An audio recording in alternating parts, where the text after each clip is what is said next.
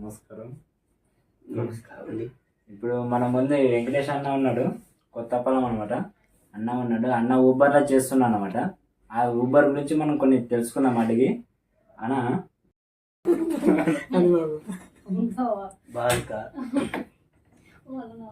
ఈ కట్ట తీసుకొని వేస్తాడు, వేస్తావు లేదా? నేను ఏమవుతావు? లేవు లేవు లేవు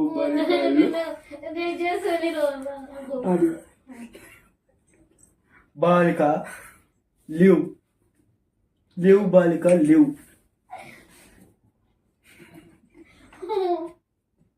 లేస్తేనే బతి, లేకపోతే దీంతోనే పడుతుంది.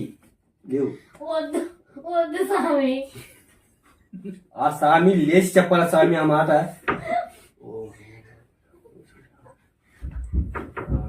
రా బాలిక రా, దగ్గర రా, పిలిచినప్పుడు రా, దగ్గర రా. నీ కోరిక ఏముందో చెప్పు. నీ కోరిక ఏముంది?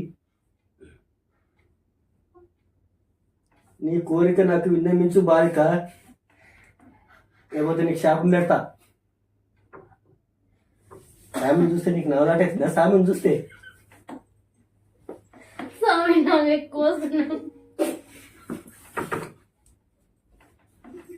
బాలకులారా, మీరెందుకు బాలకులారా గంత ఆనందం అవుతున్నారు? స్వామి చెప్పు నాయన.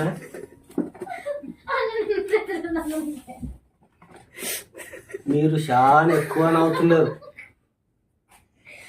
బాలిక నీ బట్టగా అయితే నీకు ఎనలేని శాపం పెడతా నేను. మళ్ళా అచ్చి కూడా నీకు ఏమనుకున్నావు?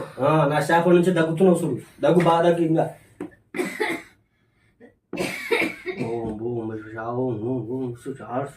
ఇంకా అంత మాయమైపోతాయి. మంచి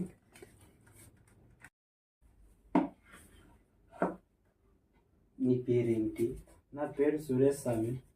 నీవు ఏం చేస్తుంటావు? ఏం చేస్తా స్వామి, ఏం చేయక ఏం తోచదు. ఏమైనా చేయాలన్నా కూడా ఇంట్రెస్ట్ రాదు, బుద్ధి పుట్టదు. అందుకే ఊపుకున్నా స్వామి. నీకేమన్నా కోరిక ఉన్నదా? నాకు పెద్ద కోరికలు ఏం లేవు స్వామి. చిన్న కోరికలు ఏమన్నా ఉన్నాయా? చిన్న కోరికలు అంటే చాలు. ఇంకా రోజుకి ఒక 500 వచ్చినంత కోట్లకి అంతే బిర్యానీ ప్యాకెట్ వస్తే చాలు స్వామి.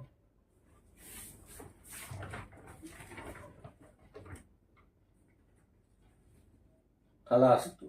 నువ్వు కోరుకున్న ఈ చిన్న కోరిక నీకు నెరవేరును కాదు. నెరవేరుతా స్వామి. నెరవేరుతుంది. ఓకే.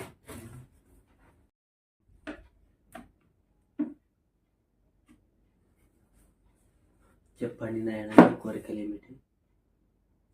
స్వామి నాయన సిద్ధ, నీ కోరిక ఏమిటి? స్వామి నేను ఎవరు చూసినా నేను పోదా స్వామి. నేను ఊర పట్టించుకోరా? ఎవరు పట్టించుకోరు స్వామి. ఎందుకు? ఏమో స్వామి తెలియదు, నాకు ఏం లోపం ముందు చెప్పు స్వామి. నువ్వు ఆ ప్లగ్ పెట్టు నాయన.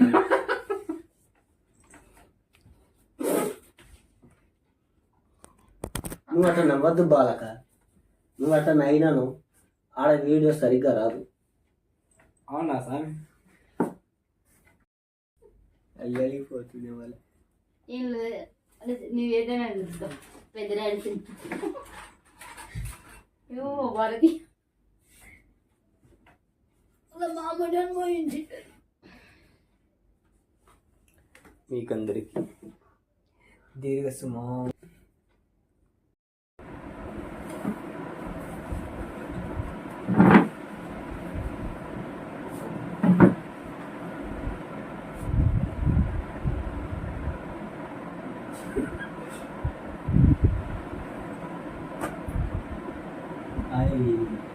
ఆ గొర్రె బిడ్డ అట్లా ఉంటుంది. ఆ బిడ్డకి ఏం తెలియదు. చెప్పండి. ఏమన్నా అనుకుంటున్నారు? అక్కడ ఒకసారి చూసి చెప్పాలి. చూసి ఏమనుకుంటుంది? Not problem. I am also single.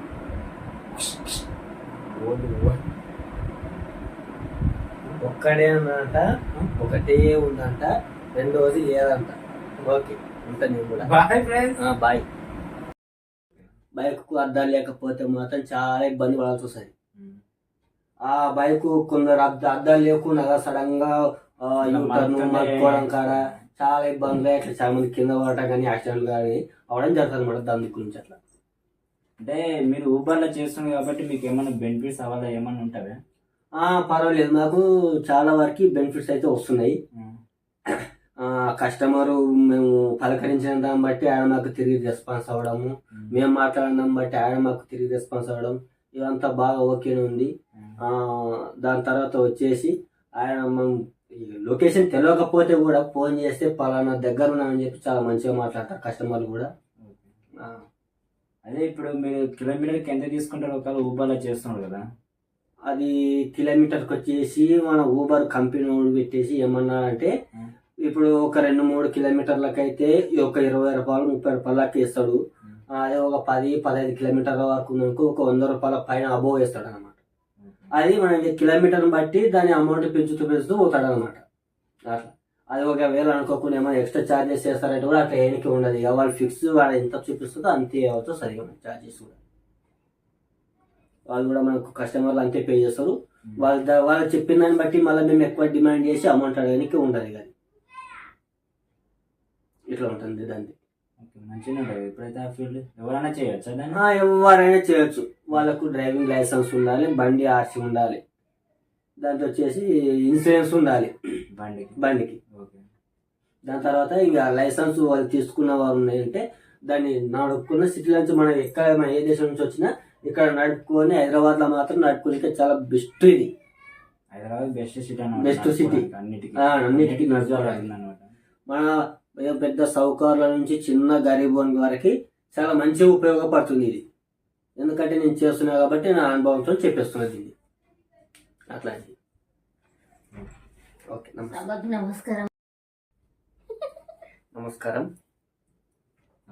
మీరు జీవితంలో ఏ విధంగా ఎదగాలనుకుంటున్నారు? మన కెమెరాకు మన ప్రజలకు అందరికీ తెలిసే విధంగా మీరు సందేశం ఏమని ఇవ్వాలనుకుంటున్నారా? అక్కడ చూడాలి నేను అప్పుడప్పుడు.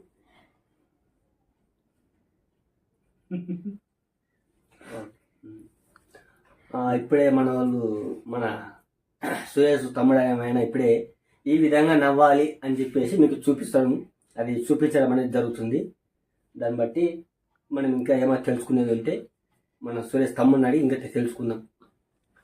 చెప్పండి, మీరు ప్రతిదానికి నవ్వడానికి గల కారణం ఏమిటి? అంటే మనిషి ఎప్పుడు ఆనందంగా ఉన్నట్టు కాబట్టి నవ్వుతాను. ఇది కూడా ఒక ముఖ్యమైన విషయమే. మనిషి ఎప్పుడు నవ్వుకుంటూ ఉంటేనే సంతోషంగా ఉంటాడని మా తమ్ముడు ఇప్పుడు సురేష్ చెప్పడం జరిగింది. అది కూడా దాని తర్వాత మనం దినానికి రోజు రోజుకి ఎలా అప్డేట్ అవ్వాలని అంటున్నారు కదా ఇప్పుడు జనాలు. దాని మీద మీ అభిప్రాయం ఏమైనా ఉందా? అంటే ఇది మన పబ్లిక్ టాక్ ఇప్పుడు ప్రజెంట్ వచ్చేసి